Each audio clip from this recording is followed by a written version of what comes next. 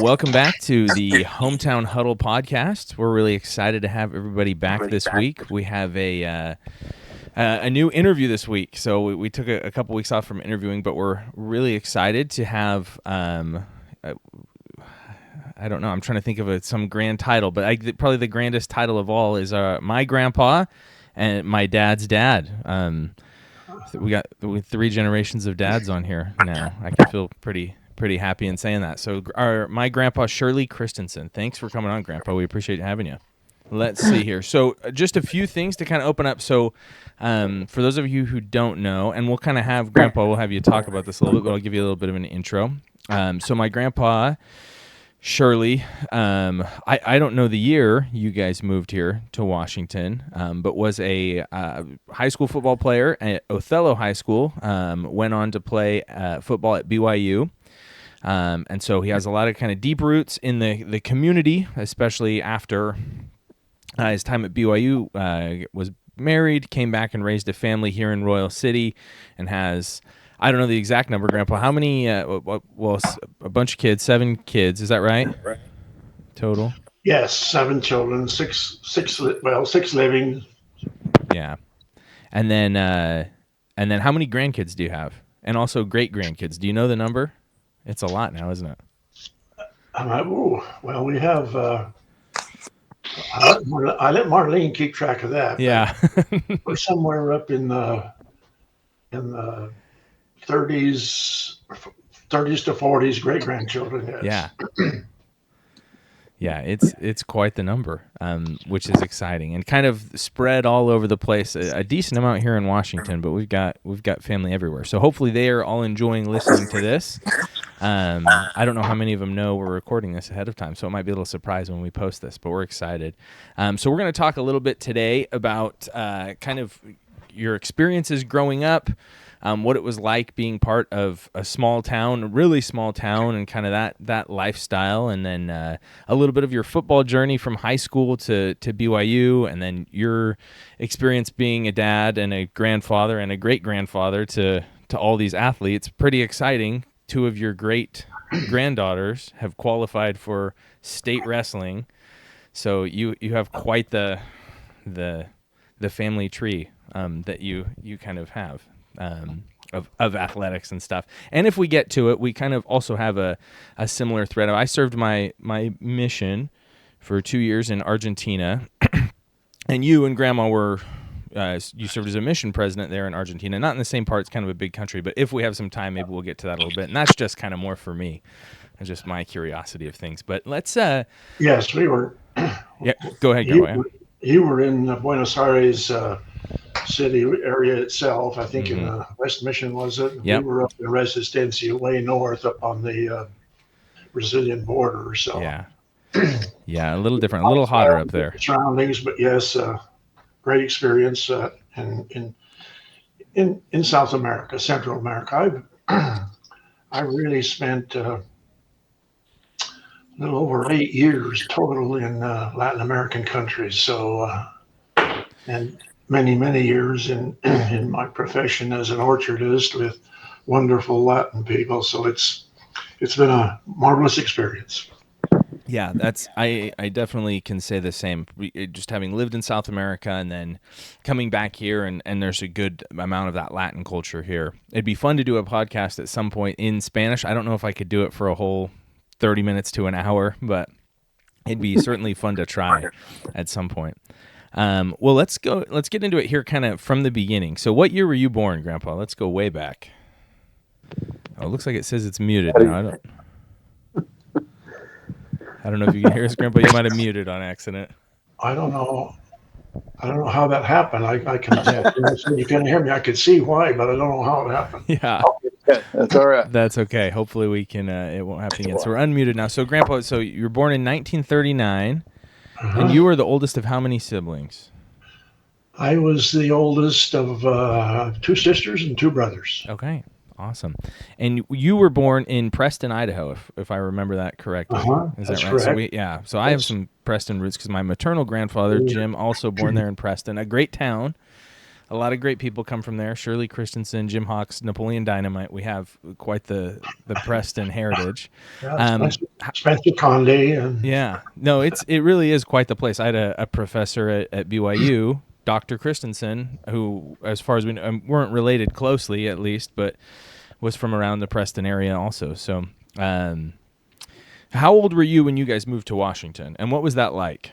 I was a freshman in high school when we moved to Washington in 1952, Okay. 54, excuse me. Um, my father had just returned from a mission in Canada, and he always wanted to come to Washington. Prior to serving the mission, he had visited Washington looking for land, but there was a lot of land available and it was very inexpensive. But the problem was there was no irrigation water. So how are you going to grow? How are you going to survive with no water? So Yeah. it wasn't until he returned from his mission in 1953, 52, that we then moved to Washington, to Othello. Okay. Yeah, to Othello. And Royal City at that point, my understanding wasn't even really a thing. It hadn't been incorporated as a town. That wasn't until Yes, Royal 60s. City was almost impossible to get to. There was no Highway 26. There was no what is it, A Southeast that goes over to Mardon Resort. Yeah. To get to Royal, you had to go either through the potholes, and which was a dangerous trip, or go out along the railroad to Corfu and then turn north and come up to Royal. And we were living just north of Royal Camp, and it was quite an adventure just getting home from those because of the lack of good roads and ways to get there. Yeah. We would travel. I graduated from high school in Othello, so it meant either driving in each day and on those difficult roads, or waiting for a bus from Othello to come out and pick us up. So wow. How long of a trip was it to get into Othello for you every day for school? well, back then it was probably having to go through Corfu and on gravel roads and everything. It was probably somewhere between 45 minutes and an hour. Wow, that's incredible. Because now, I mean, it's you just Highway 26, or and you're there in 20 minutes. It's amazing, huh? It'd be crazy. I've thought about this a lot because we live now down, not quite to Smyrna. We're closer probably to Royal than we are to Smyrna, but down kind of in the canyon, and it's cool down here. And the house we live in was built in the 20s. And is in great shape for being almost 100 years old. But I think about that a lot of like, what did this look like, in the 50s when Grandpa was coming here for the first time, or when in the 20s when this house was built? Like, what was this like? So it's amazing to hear a little bit about that. What were your thoughts, if you can recall them, I guess, from when you found out you were moving here to Washington, and when you got here, what was that like? Because it was before my sophomore year that we moved here, so it was a similar kind of age at that same time. Obviously, very different circumstances. But what were your thoughts when you moved to Washington? What were your emotions and thinking? Well, I had lived on farms all my life, and so when my father Legrand left for 2 years to serve a mission in Canada, and so we lived in town, and that was a wonderful experience, different experience. But when he returned, we knew we were going to Washington. We were going to be back in agriculture, and so even though we knew it would be pioneering everything, roads and land, water, and everything that goes with agriculture, we knew it would be difficult. But when we arrived in Washington. The wonderful people in Othello, and then 2 years later when we moved to Royal, what can you say? When you have wonderful neighbors, friends, it it was and has been a great experience. Yeah, that's awesome. That's way cool to hear. Somebody said that it was one of the missionaries maybe in church. or in state conference, this was maybe last year, they said that something about this area that just attracts some of the best people in the world. And I'm not saying that about myself at all. I feel very fortunate to have ended up here, and I just look at the wonderful people that kind of come to our community from all walks of life, from all over the world, and it's just exactly like you said, very fortunate to have the people and neighbors. That's really what makes kind of the community what it is. You can look at Royal now. So many of the families, not all certainly, but many of the families that came early on, back in 1956 was the first year that Royal received irrigation water. Yeah. And, people began moving in from all over this, neighboring states, even from Canada. Mm-hmm. And you look now, and certainly all of the families are not still there, but many of the families came back there in the middle 50s. Yeah. In the third generations, they're still there, and they have made a great contribution to the community and to everything that's great about Royal and the Royal area. Yeah, I definitely agree. Who were some of the families that you remember that kind of came there around the same time as you guys that would still be here? Well, the Murphys, the Lawrences, yeah. The Christensen, J. Bob and Ted Christensen and their families. Iversons, yeah. They're probably quite a few. I think Jewel is still there, but the Iversons and the people, all on west of Royal City, the Stockmans and can't remember the names of everybody out there, but there's quite a few. I mean, all of those people were pioneers in every sense of the word. Mm-hmm. Yeah, absolutely. And you look today, I mean, teaching school, a lot of those same, kids and families are still, you still have the third, fourth generation of family that's still here in Royal City. Yes. So let's kind of talk a little bit about, small town life in general. What kind of things, and we'll get to sports stuff for people who are listening to this sports podcast, but this is also a small town podcast. And I really want to get into what kind of things did you guys do for fun, or did you have a lot of time for fun? Like you said, you were kind of pioneering kind of this new area that just got an irrigation. What did you do for fun? How did you balance that with your work life, your family life, church life? What was that like? Well, it wasn't easy to, in those first earlier days, 56, 57. I graduated from high school in 57. So, we'd travel into Othello every day. And of course, I was involved in sports there in Othello.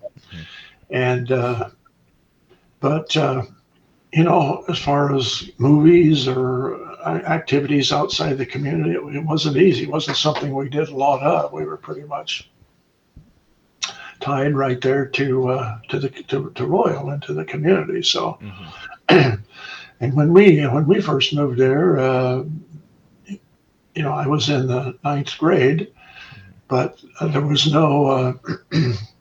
I think when we moved out to Royal in '56, there were only a handful of grade school children, and they met in that former Kusky home, Grimmer home there in Royal Camp, in their house.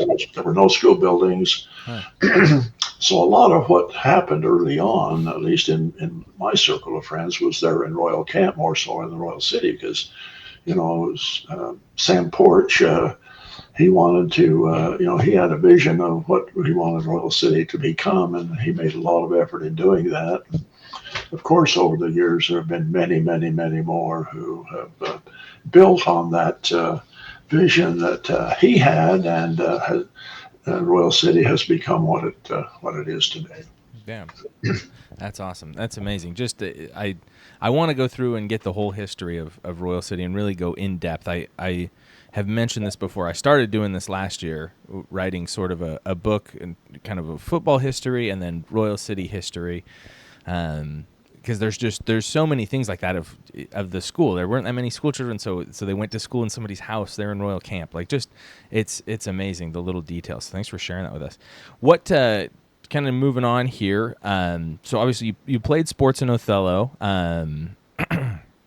What was had you played football before you moved to Washington? What was your football experience like?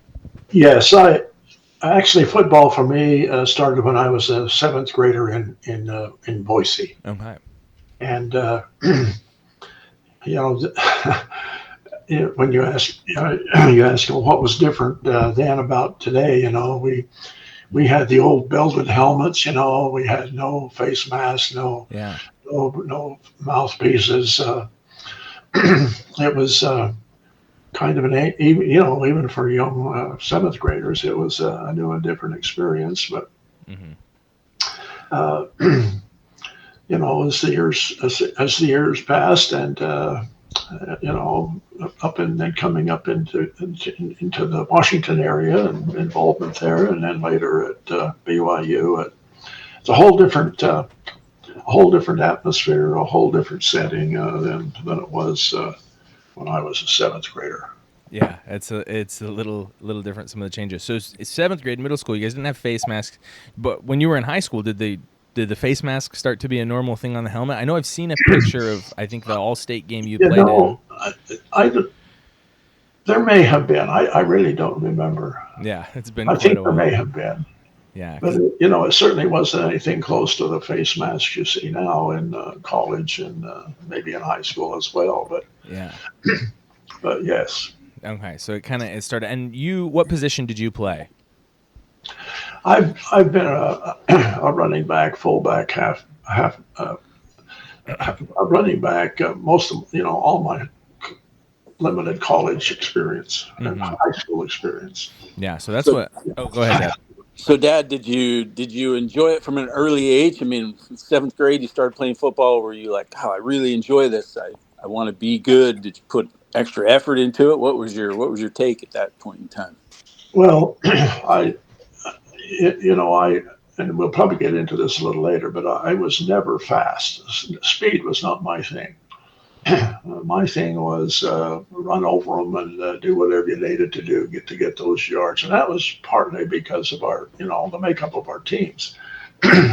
Larry McCordy from Othello and myself, and that was our coach Mel Thompson. Mel Thompson was an All-American football player at WSU, and he came to Othello as the coach for the in 1954 was the first year that Othello played 11-man football. He was the Wow. first 11-man football coach at Othello.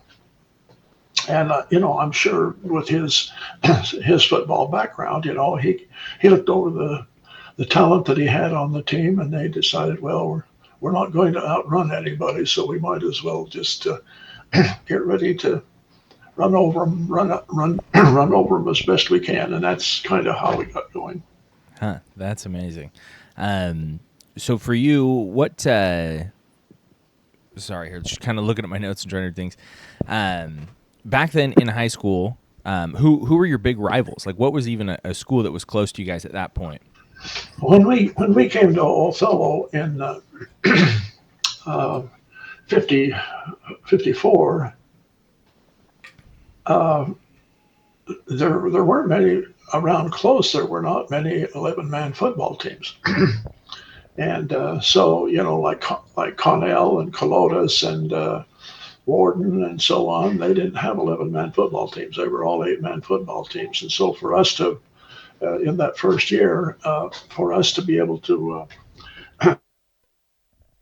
Whoop, it muted again. I got it back on now. Okay, awesome. That's okay. So you were saying, so like some of the kind of closer schools, so like Connell, Warden, Colotus, I think you mentioned they were 8-man schools at the I time. think Connell was still 8-man football. So, we, Basin City, Burbank, I don't ever remember playing Moses Lake. We may have played Ephrata or Quincy. Mm-hmm. But I don't remember all of the. But when Othello turned 11-man football, really cut down on the number of teams that were around close that we could play because they were all still playing 8-man football. Mm-hmm. Yeah. Like game wise, were there lights on the field, or did you have to play during the daytime? How did that work? There were not lights on the field. In Okay. fact, there was no field. Oh, really? The Ludacaga, you know where Ludacaga School is in Othello? I think so. It's junior high, I think now, but it had a playground. Huh. So the first thing Coach Thompson did was go out there and mark out a football field on the Ludacaga's playground. That's where we played our games. Wow. The Othello football field, as you know it now, Mm-hmm. was non-existent. Wow. In fact, the high school was non-existent. Oh, really? When we arrived, the high school building had been condemned. Oh. And so they sent us over to Ludacauga School. That's where we were going when I graduated from high school, and that's where we played our football games. Wow, that's amazing. So that must be where the middle school is now. So we played a game or two there when I was coaching middle school. So that's amazing. It might have been that exact same spot. So if you were just marking out a field, so were there goalposts? Was kicking? Would you kick PATs or extra points, field goals ever? Yes, they put up.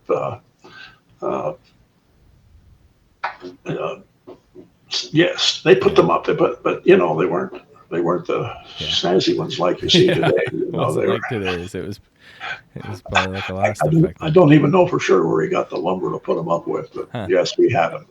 That's awesome. That is cool. It's amazing to hear about this, and just I have people now that know kind of football in the Columbia Basin area and how successful it's been between Royal and Othello and Connell, a whole host of state titles between the three of those schools. And then, even, Lind, Ritzville, whatever, Sprague, Clotis, that 5 combo team now and what they've done and all these different schools in ACH and Quincy and Ephrata. But it's crazy to think about where it all started. Let's see. On that homemade Ludacauga field, we didn't have red markers. I don't think there was anything, like on the on the ground that it said which line it was. I really don't remember, but no, it was pretty primitive. Yeah, it was quite the setup then. Do you remember any team specifically that you played, Dad? I mean, any teams specifically that you played? Were you playing Tri-Cities teams or Wenatchee, or do you remember any exact ones? No, it was schools just close thereby, whoever you could find. I don't remember if Connell was still 8-man or if it was 11, but Basin City is the one I remember most because that was Othello's first 11-man football game. Basin City. Wow. And we won quite handily, and the whole town went crazy to think that we could play man football and beat Basin City. So that was that's incredible. That's good. Glad to hear it. Always good to get on Basin City / Connell. So as you progressed through high school, Dad, what point did you think, man, I want to play in college? How did that come about? Well, our high school coach, Mel Thompson, being a former college football player and an All-American, he had a lot of contacts, and so he would promote players, his players that he'd make a lot of contacts with WSU and other colleges, and the initial contact I had was from WSU, and so that's mostly how I got interested in. Our family didn't have the money to send me to college unless I could get a scholarship or something, and so the hope of being able to go to WSU and get a scholarship and it would help out with the tuition and everything. So that's more than anything else. It was, I guess you could say, because of my football success in high school that I was contacted by some of the other schools. And that was your original intent, right? Was to go to WSU? Yes, in fact, I had applied and been accepted at WSU. So what kind of made you change your mind? Switch that up. With Coach Thompson, he was a great individual as far as promoting, individuals, and I got a lot of mileage out of Coach Thompson. But I was selected to play in the East-West All-Star game in 1957, and that's when it first became obvious that being able to run over people wasn't really how you played football at that level. Yeah. And I really didn't play hardly at all in the East-West game. Yeah. And after that, I never heard another word from WSU. Oh, really? So that was kind of the changing point. I'm sure that's why why they didn't contact me, because I didn't have the skills to play at the speed to play at that level. Wow. Huh. And so so a couple of things I was thinking of here. Your team in Othello, how many players did you guys have on the team? We had a pretty good sized team. Othello was a growing area, growing rapidly then, and so there were a lot of people moving in, and so we had I don't remember the exact number, but once irrigation water came, the area just exploded, as far as move-ins, and so they had a lot of Othello had a lot of able football players, athletes. They did quite well. Yeah. And then, being selected to the East-West All-State game, were you the only one from Othello that year? Did you have any teammates that went with you? No, the only other teammates that I had that year were from the big schools in Spokane and Pasco, Tri-Cities. Yeah. I think we had a couple from Pullman, but no, we might have had one from Wenatchee, but no, there were the small schools were. I don't recall being represented. Yeah, not. Where was that game played? It was at what is out now Albee Stadium in Spokane. Yeah. Okay. Joe Albee. Yeah. Huh. So and I don't know how much you remember this, but what was your experience like with kind of the city boys in that environment? Well, our training camp was at Whitworth College, and so and we lived on campus there for that week of preparation, and so yes, I mean it was it was a whole different environment, associating with those guys from the big cities as compared to Othello, and so but the good experiences, and we didn't win, but it was a good experience just associating with the coaches and other players, and it was a good experience. That is so cool to hear. So, for anybody listening, we have 3 generations of East-West All-State players, and I am not one of them. We did have somebody sneak into the call here. Corbin, I don't know if you can hear us. If you want to greet the fans at home, they want to hear your voice after many weeks. I can hear, and I just want to shout out the fans out there. Thanks for tuning in each and every week. Yeah. So, Dad, you also played in the East-West All-State game. Were there any other so you and Grandpa would have been when it was all classifications. Were there any other small school guys with you in that game, Dad? There was a kid from Colfax that was there. In fact, I remember his name. Colby Pennick, I think was his name. Mm-hmm. And there were a couple other small school kids. Yeah. I don't know exactly where they're from, but I do remember a Colfax kid. Mm-hmm. And now they have it separated. So it's the Earl Barden East-West game is the Bs, the 1As, and the 2As. And then I think the Cleats versus Cancer, they do the 3As, 4As. So, Corbin, I don't think anybody's broken your records from your East-West game. Is that right? Have you been keeping up on that? I haven't been keeping up, but I don't think anybody has. I don't know if they could. But that's so. Oh, sorry, Dad. Were you gonna say something? I want to interrupt you. Say Case has. I think he has a record in there too. Oh, I think he got most catches actually. Yeah, because Corbin has most points and touchdowns scored. I think Case actually. I think he had like 9 or 10 catches in his. Yeah, so Shirley's had a couple of grandkids. Well, I guess he's had a bunch. Yeah, a couple of grandkids in it. So. But in that 1957 East-West All-Star game, the rules, it probably was the same way for Larry when he played, is the college representatives couldn't contact you, couldn't speak to you. They were off, they were not legal to do that. So, I really didn't have any contact. But after the game, that night, somebody tapped me on the shoulder, and I turned around, and it was Roland Minson, who used to be an all-star basketball player at BYU.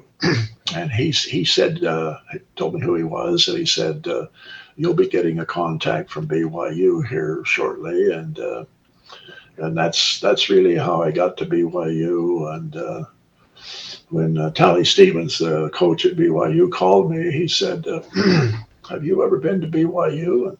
And I told him, no, I have no idea anything about BYU.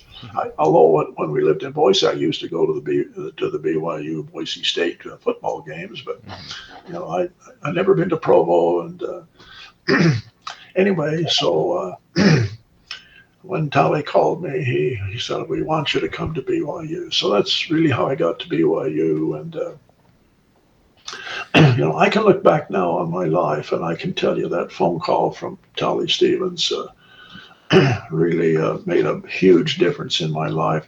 Certainly not from the football aspect, but that's when I decided to serve a mission, and met some wonderful, wonderful friends. Met Janelle, my wife, and Larry's mother, family mother. And it all started with that phone call from Tally Stevens. That's so cool to hear.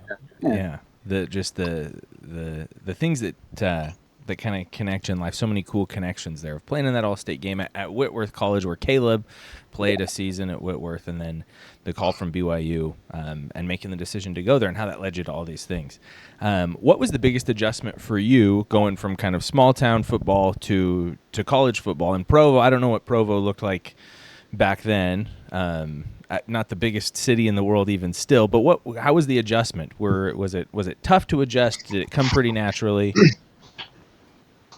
Well, I probably shouldn't say this, but I'll get in trouble for sure. But I jokingly say that back then in 57, the only time BYU students went to a BYU football game was when they couldn't schedule a chemistry test. And BYU football had no background, nothing to crow about, and so it was, that's where it really began. Was back in that 1956 group with Hal Kopp, who was a coach from Boston, had come from Boston College, and Steve Young's dad, LeGrand. Kyle Whittingham's father, Fred, and we always called him Machine Gun McGinn because he was so fast, and that's where BYU's football really took off. Yeah, and that's neat, Dad. I mean, of course, didn't know it at the time, but you were playing with some real football backgrounds there. Steve Young's dad and Kyle Whittingham's dad. Oh yes. Yeah. Steve Young's dad, Kyle Whittingham's dad, Larry Christensen's dad, all on the same team. Who would have thought? So, do you have any, favorite memories or stories from your time at BYU? And that's, that can be either in football or just in general in life. Well, it was a whole different atmosphere, playing at the college level, even though BYU was not a big football powerhouse at the time. Mm-hmm. But the friendships we made, the experiences we had, even though for me they were limited because I only played 2 years, and and then you look back on those experiences and the people you knew, the ones you associated with, and to see now what's happened to BYU football since then. It's when people learn you played football at BYU, they're immediately impressed. But I have to tell them the rest of the story so they don't get everything out of context. Well, I still am impressed to this day. It's definitely a source of I don't know if pride's the right word, but just kind Me of a cool too. thing to say. My grandpa played football at BYU, Yep. especially if they're having a bad season. I still find myself occasionally Googling Shirley Christensen BYU football just to look at your picture. And Yeah, you can. It's still up there. We encourage everybody to go look it up for BYU football. Yeah. They have quite the archive of their Well, former players. Just the other day, actually, if you don't mind me chiming in, Yeah. some of my friends and I who love college football history, we put together a fantasy roster of all-time college football players, and my third string running back was in fact Shirley Christensen. well done. My sophomore year, BYU, they lost to Wyoming in the championship game, the Big Sky Conference championship game. But we played there at Provo. But there was no big stadium. It was over on the east side, above what is it, the Richards buildings, the PE building down there now. On the east side, on the hillside, there were bleachers there, but that was, you probably couldn't seat more than a couple thousand people at the most. And so BYU has come a long way since then. Yeah, it's I remember you can tell us this story, but I think this was a life lesson for you, as I recall. But something about you weren't prepared to play in a game or didn't think you'd get put in, and all of a sudden they called your name, get in there, and you kind of drop the ball, figuratively, something like that. Do you remember that experience and exactly what happened? Can you share that with us? No, I don't. Back then, freshmen could not play on the varsity. It was the freshmen in college then, at least in that Big Sky Conference, were allowed 4 games is all. Okay. And I injured my ankle in about the second game, so I didn't get to play. I got to play. I was ready to play in that last game against the University of Utah. But I really didn't because of that injury, I didn't really have a lot of involvement in my freshman year. And like I said, as a sophomore, we had these Whittinghams and Youngs and so on that had come up, were skilled. And so I didn't play much in my sophomore year either. And one really sad thing that happened after that championship game with Wyoming, there was some real terrible dissension among the coaching staff, and we, as players, we could see that we didn't know where it was going and so on. And so a number of us decided, hey, if this is going to continue on, we're going to go on missions, and maybe when we come back, it will have settled. And so we did. Several of us went on missions rather than continue playing football. When I came back, I had only been home about 3 weeks when I came down with hepatitis, and so I was never ever. Even though I tried, I was never able to play college football again. Wow. And so you, oh, Dad, were you going to say something? Sorry if I'm interrupting. No, you're good. Okay. So you were there those first 2 years. You served your mission as a young man in Uruguay. Is that correct? Yes. Okay. And then returned. You tried to play football, but it didn't work out. Hepatitis and illness and things sounds like kind of derailed that a little bit. And then when was it that you met Grandma there at? Was that at BYU? Well, after I was diagnosed with hepatitis in September of '62, I wasn't able to. I was planning on going right to BYU, Yeah. but when I was diagnosed with hepatitis, I spent 3 months in bed. Dr. Purcell said, you're in bed 24 hours a day except to get up and go to the bathroom. So I was not able to go to school in September of '62. Mhm. When I was finally able to go, it was in the first quarter of 63. That's I met mother, grandma in the fifth ward, BYU fifth ward. We were in the same ward, and I was assigned to be her home teacher. There you go.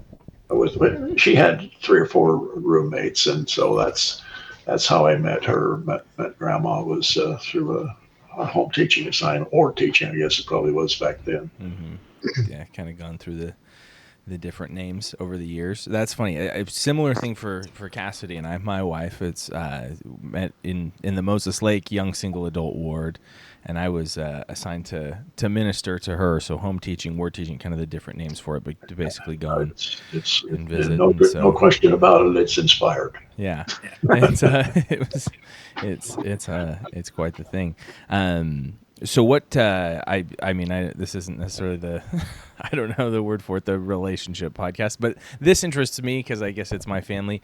But you and grandma, what was that courting relationship like? Was it love at first sight? Did you have to battle a little harder? Was she in love with you right away? What was your early Well, dating marriage? I didn't get there until January Mm, of '63 to BYU, and then of course school was out. It would go a little later then than it does now. I think they're out in April now, but mm, yes, we once we met, and we would invite her and her roommates over to our apartment to cook dinner for them, and they'd do the same for us. And so, initially it was a close relationship between us and me and my roommates, and her roommates. And then, of course, once once we got to know each other, and once we fell in love, then because we really weren't acquainted and engaged very long. We met in did I say 63? I think 63. Yeah, 62. 62. Uh, we really weren't, there very long and to know each other, but we met in January and we were married in June of '62. So it was a Wow. short courtship. Dang, Yeah. Dad, no time to waste. Yeah. No, no, There you, you you go. can't waste time when you're going to BYU. That's right. When you know, you know. Yeah. And so you guys were married. You finished your time there at BYU. Did you always have the plan of coming back to Royal City area when you were done with school? No, uh, no, not well. Going back to that, but I can tell you why why it happened. We were married in June of 62, and the grandma was from Delta, and Mm-hmm. her father and brother were farmers, Yeah. and they wanted me to come and work for them. For us to come and work for them, Yep. and so we decided we'd do that. Well, when my dad Legrand found out we weren't going to be coming home to Washington to work, he was not a happy camper, and so he said, if you're not coming home to help on the farm, you'll have to find your own way as far as college. And so we were able to get enough money that summer to be able to, a first semester of college. But when we got through in college, that first semester, we just didn't have any funds to continue. And so Dad Legrand said, well, why don't you come home and work for a while and get some funds, and then you can go back. Mm-hmm. Well, it didn't work out that way. Yeah. It was more Meaning you just never went back. of a Right? permanent move. No, I never went back. And looking back now, that was a mistake. I should have stayed at BYU. Come up some way to come up with funds, but it is what it is. Yeah, it seems like in the long run, it's worked out. And that's not saying that farming wasn't good to us, because it really was. But I And we're glad you stayed. I wish that I had stayed at BYU and gotten that degree. Yeah. So you return to Royal City, and then kind of go walk us through your family, your kids, and the order there. Because I know everybody obviously, but the order I know Brian's first, and then, but kind of tell us a little bit about the kids. Brian and then Stephen and Alan, Laura, Larry, and Lynn. Yeah. And then we had a son that passed away, 2 months old, Kent. Mm-hmm. He passed away in 1972, so he would have been just before Larry and Lynn. Oh, Yeah. no, wait a minute. Just before Lynn. Larry was just pretty young then, but he died on Katie's first birthday. Sorry, Dad, you're covering the mic. Can you say that again? I said he died on Katie's first birthday. Oh, in 1973. Yeah. So, what was it like? Obviously a bunch of boys, and one daughter. What was it like raising a bunch of boys in a small town? Well, of course, Larry probably can answer that question better than me. But you're in a small town, and everything then, and I think probably to some degree still, revolves around school. And so with the children's involvement in school, and the wonderful neighbors and friends and so on that we had there, it made life in Royal really a choice time and experience. Yeah, I can imagine that's the case. Now, having so many kids in sports, I know. I don't know if this is still the case as much, but a few years ago, like this is when my cousin Kent and I were coming through school, and even when Corbin was in school, our family and extended family was kind of known as being slightly rowdy at the games for being loud. And I heard that we maybe didn't quite get that genetics from you, but that might have been more from Grandma's side. Is there any truth to that? That she was a little more feisty at the games? Oh, I'm sorry, I didn't hear that or understand that. So, do you have selective hearing? Is that what it is? Well, if it helps you understand, whenever we'd go to football or basketball games, we had to each sit on the opposite side from each other. That's what I recall too. Yeah. Mom and Dad didn't sit together all the time. Well, that's I think my mom and Dad. Grandma was pretty animated. Yeah. No, that's what I've heard. It was quite the passion, and that has come down through the generations. We played basketball at Colfax one night, and I thought they were going to throw us both out of the game. But oh man, there's some that I don't know if anybody's heard about this, but that runs in the family also. Getting thrown out of the game as a parent. We did tell that story on the podcast of my dad and mom, maybe perhaps getting ejected from a game as fans, but it didn't record. Somebody sabotaged recording, so that's the one good thing that came out of that. Behind that not recording. So that's good to know. That's funny that was the case of genetics. What were some things that had changed, from you, maybe not growing up, but your high school years there in the Othello, Royal City area, and then, fast forward however many years to your kids growing up there? What were changes that you noticed from the time of your youth to then being a parent of kids in that area? You're talking about the sports side of it? Probably more specific to sports. Yeah, sorry. Should have clarified that. Yeah, sports-wise. Well, of course, nothing brings out the enthusiasm and, in a community and individuals more than, especially in a small community, when you have a school that is excelling in virtually everything they did. And so that's the thing that I think has made Royal the really choice, admirable location that it is, city that it is. I guess what would be another comparable town comparable in size to Royal. And of course, the settings are different. Royal is an agricultural rural community, but from day one, it's just been very noticeable that Royal has had a very close relationship. It didn't matter about your religion. It didn't matter about how many children you had, or And the other thing that I've really noticed, not so much when we were there, but now, going back occasionally as we do to watch football games and so on, is the involvement by the Latin people, the Hispanic people. Uh, I see that they have really made especially in football, maybe basketball too, but in football they have really made a huge contribution to football at Royal. Uh, as an example, when Larry, I don't know about Larry, but when Lynn or Brian and Stephen Allen were playing, if Royal ever decided to kick an extra point, they never made it, because nobody could kick an extra point.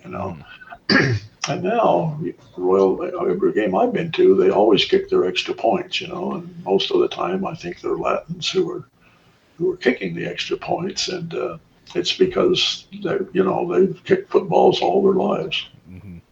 Yeah, no, it's very true, and I think such an asset our community has, and I tell this to the kids I have in school also of if you're not bilingual, and I have the kids raise their hands, and almost all of our Hispanic or Latin kids are bilingual, can speak both English and Spanish, and I really encourage the kids to learn that language and learn other cultures and part of it. And this is something that Coach Greg Jenks told me. His wife is from Mexico, but he said something he's noticed about our community is just how much, oh man, what's the word he used? I can't remember, but just how good we get along, but just how the unity we have despite different backgrounds, cultural backgrounds, linguistic, religious, whatever it is, that unity that comes from that. And I think that's something that's served our community quite well. So it's cool to hear you kind of say this. I can remember as a young missionary, the kids playing out in the street, most of them didn't have enough money to buy a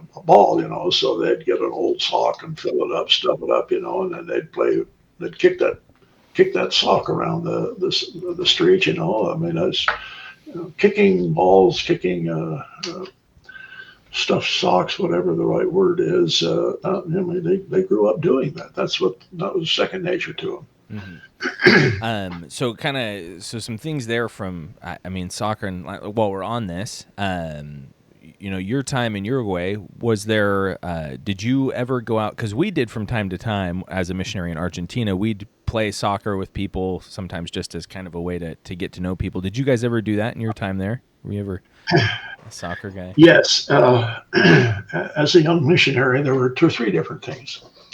In our area, in the mission there in Uruguay, we introduced softball. Oh, wow. The mission president brought in some balls and bats, and the missionaries would go out and then contact people and say, "Would you like, young men and families, would you like to come and play softball?" Of course they didn't. Most of them didn't even know what a softball was.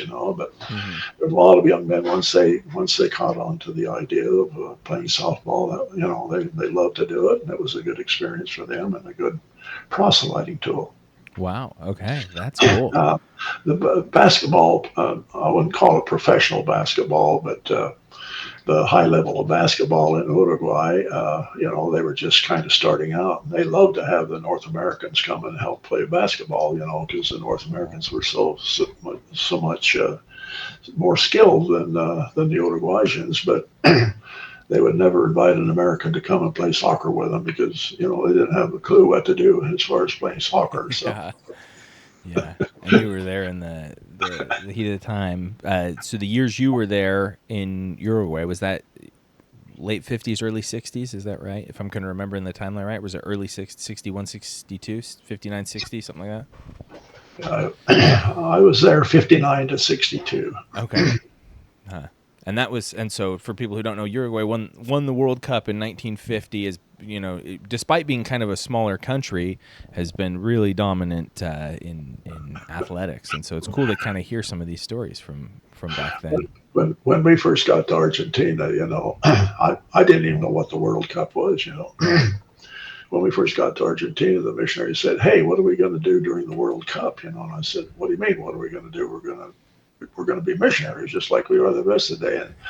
And those Argentines looked at me and said, "Oh, this guy's clueless. He doesn't have he doesn't have any idea what it's like during a World Cup." Yes, it is quite the thing. So I served there in Argentina 2014 and 2015, and so the World Cup was in Brazil in 2014. Argentina made it all the way to the World Cup final, and there's nothing like it. It's such a different. There's nothing really comparable in the United States to what that is like. Yeah, indeed. So, but yeah, just some great memories, at least for me personally. Maybe this isn't the most interesting to all the listeners, but I love hearing about people's experiences in South America, especially Argentina, Uruguay, and all that. So thanks for sharing that with us, Grandpa. Well, let's see. That's kind of all my notes here. Dad, Corbin, you guys have any other questions or anything you want to ask? There's probably so much I want to know, but I sometimes get so locked in on the notes I made. Yeah, I can't think of anything specific. For me, it's just so fun to hear all this stuff. It's especially the specific parts of football through high school and BYU, and that's neat. And there's probably, I'm guessing, a lot of listeners probably had no idea that Grandpa played at BYU even. So, yeah. Well, I think for me, Grandpa, thanks for coming on and talking to us about this. It's cool to obviously to hear the stories, but I hope you know how grateful all of us are for the things you've done for us, kind of this great heritage we have, not only in football, but in life, in our educations, religion, the spiritual experiences. And things I have to tell you one more.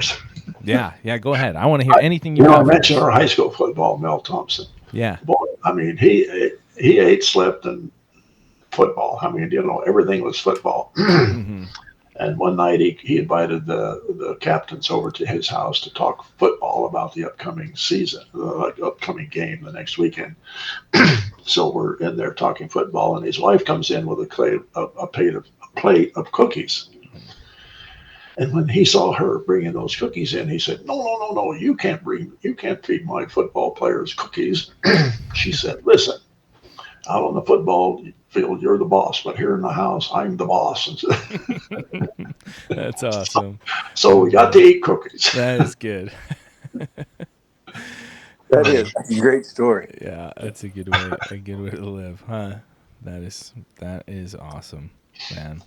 Well, Grandpa, we really appreciate you coming on again. Thank you so much. This is so cool for us right here, and I know for the rest of our family, and hopefully for a lot of our listeners, to kind of hear a little bit about what the heritage of sports here in the Columbia Basin and the Royal City and Othello area was like. And so I encourage our listeners, if you have somebody out there in your life that was around back then, man, go talk to them, record it, write it down, because these things, they just go too fast, and sometimes when you're young, you don't appreciate kind of all that information that's out there that we don't quite have the record of. So, Grandpa, thank you so much for taking the time out to thank you for your efforts. I hope it's helpful to some others, because what we've talked about has been truly great experiences in my life. Yeah. And the two of you are a key part of that wonderful experiences.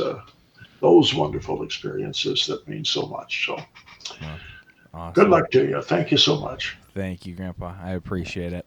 Well, thanks to everybody for tuning in this week. We will have another episode for you next week. Every week, I kind of plan on maybe teasing who we might have on or what we'll talk about, but I don't know just yet. So we will have something cool for you guys next week. But thanks for everybody tuning in, and we will see you guys later. Larry told